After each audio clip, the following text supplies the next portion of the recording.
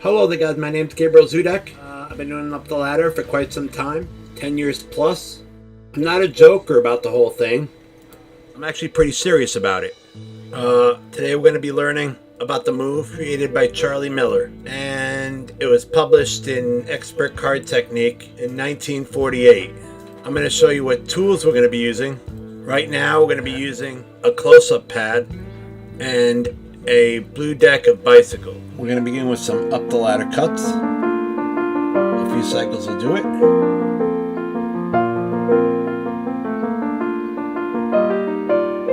And it's basically emulating the running strip cuts, which look something like this. Welcome to my tutorial on Gambler's False Cut, also known as Up the Ladder. A little history on the move. It was the brainchild and invention of one Charlie Miller. Charlie Miller was not credited in the book Expert Card Technique by Gene Hugard and Frederick Braue, which was published in 1948, I believe.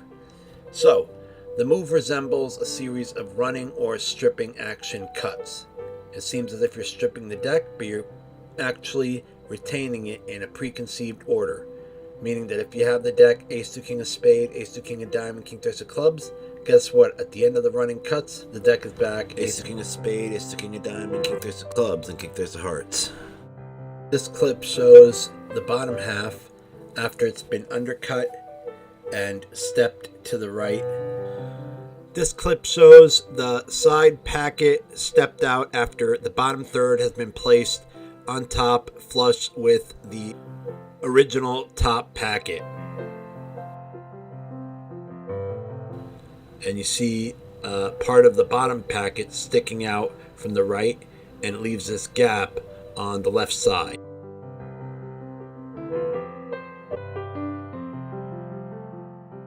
For the purposes of explanation, we're going to be using half the pack blue, Ace 2 King of Spade, Ace 2 King of Diamond.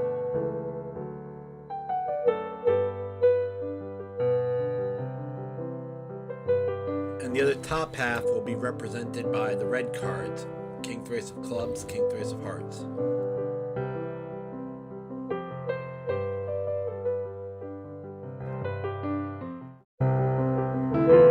As you can clearly see, I'm taking the bottom or blue half and placing it on top of the top or red pack, but stepped to the right. And of course, you could decrease the size of the step as you get better.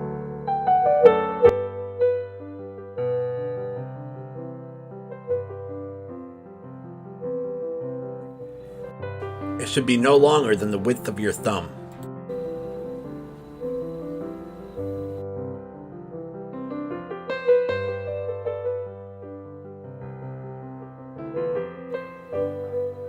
Take a third from the bottom, a third from the middle, and a third from the top. This is of course after step number 1, when the bottom half has placed stepped but to the right.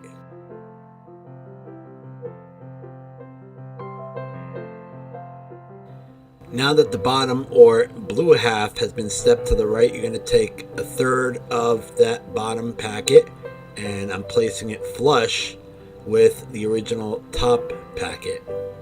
And you see part of the bottom packet sticking out from the right, and it leaves this gap on the left side where the top and bottom are aligned.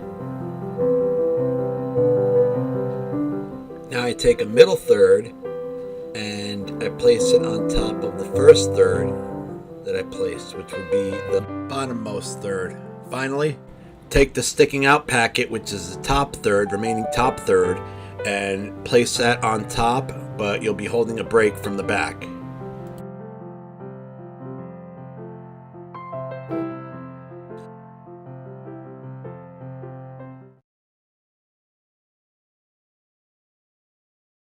What an undercut looks like. I've been using the term the entire video, but never bothered explaining it. You undercut the bottom half and you place it on the top half, except it's stepped. That's what it looks like, stepped. And the deck, after the cycle is complete, is back in new deck order.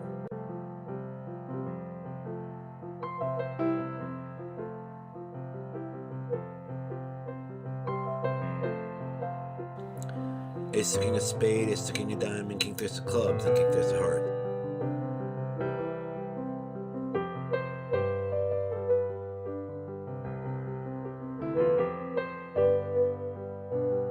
Here I'm undercutting, once again, first step, stepping to the right. Take the bottom third, take the middle third, finally the top third of the bottom half, and there is the break being held by the thumb once again, other one excluded for clarity. Place the top half, bottom third, middle third, and finally slap on top.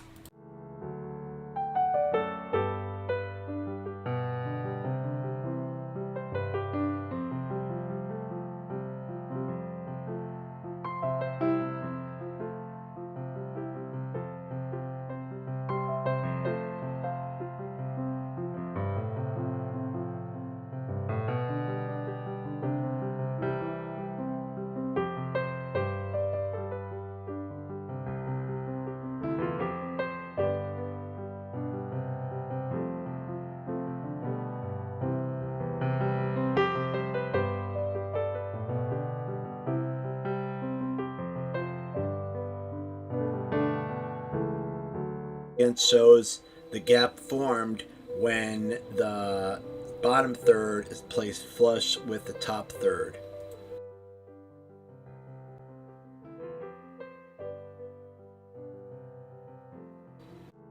You strip out the final pack, place it on top, but you'll be holding a break.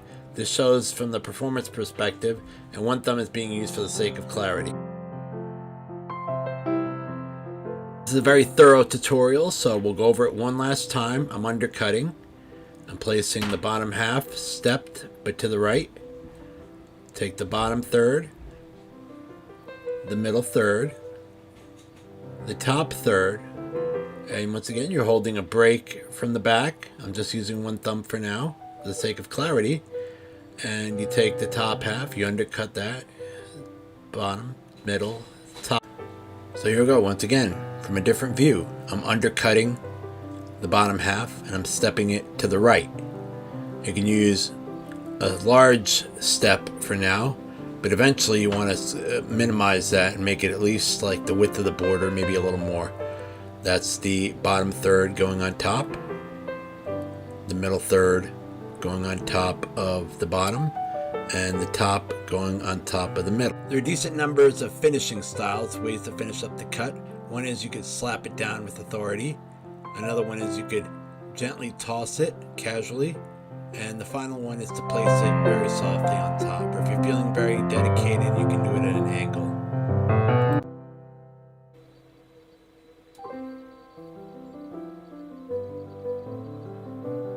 Let's look at some face-up, up-the-ladder cuts. Perhaps this can elucidate how the order of the pack is not being disturbed.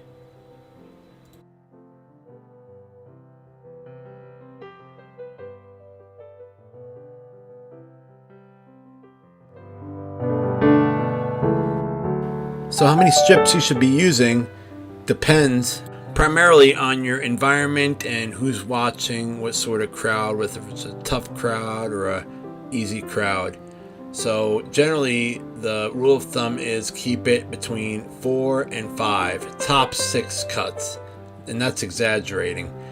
1, 2, 3, 4, 5, 6, 7, 8, 9, 10 cuts, yawn. You might as well be doing 1, 2, 3, 4, 5, 6, 7, 8, 9, 10, 11, 12, 13 cuts for that matter. So when it comes to the stripping action, you don't want to make it look robotic by coming in from the sides like this. This looks just unpleasant to the eye and doesn't convince a spectator that anything's happening. It's just very bad. Poor mechanics. On the same token, you don't want to go too far out like this. This is just as bad and tells the audience that you're doing something fishy. What you want to do is you just want to barely clear the packets like this and in a very smooth rhythm and put one pack on top of the other as already described.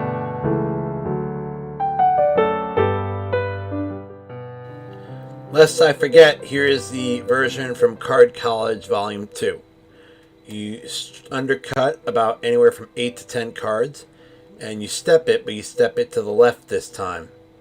You undercut the other packet, stepping it to the right. Strip, strip.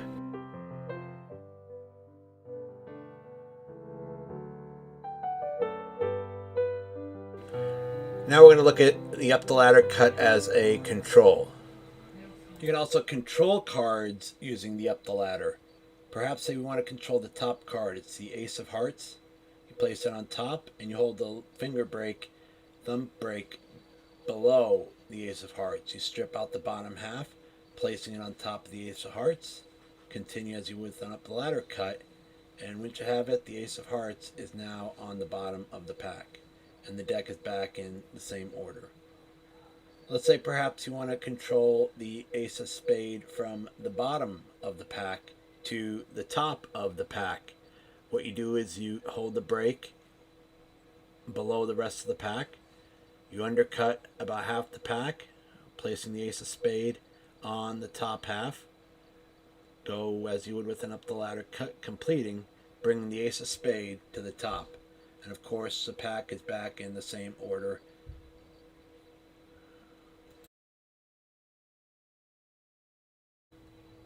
In a moment, we're going to look at the skeletal construct of the move using 3 cards. But first, let's look at what up the ladder is supposed to emulate. It's supposed to emulate regular strip cuts done with the pack. And of course, the deck is messed up and not in new deck order. You can see that all the cards are random order. To give you a better understanding of the move, we're going to use Ace of Spade, 2 of Spade, 3 of Spade. Ace of Spade is face up on top. We undercut the bottommost card, the 3 of Spades, and we leave it stepped to the left. We undercut the other 2 cards, the Ace of Spades and the 2 of Spades, and we step it to the right. Now we strip out the 2 of Spades. Ace of Spades goes on top, and the cards are back Ace, 2, 3. Try and follow in my footsteps.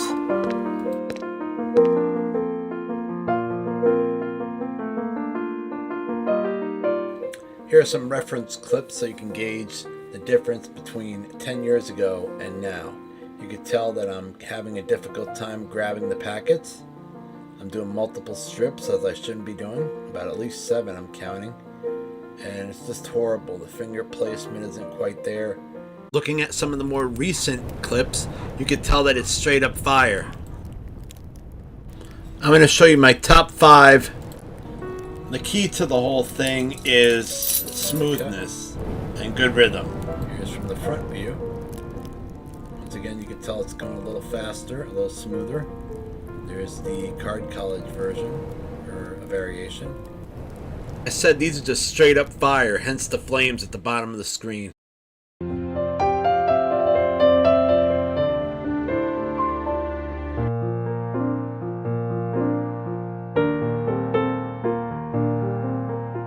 Well, I have over 2,000 clips of me performing up the ladder cuts, and I feel that these are the top 5 clips of me performing throughout my journey.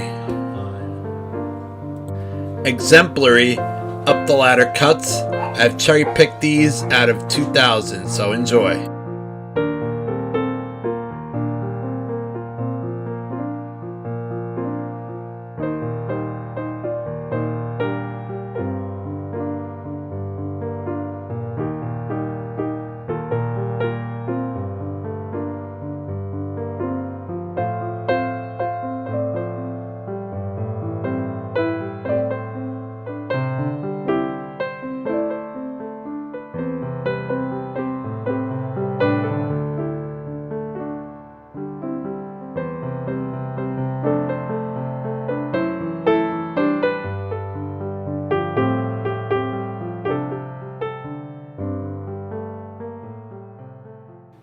Peace.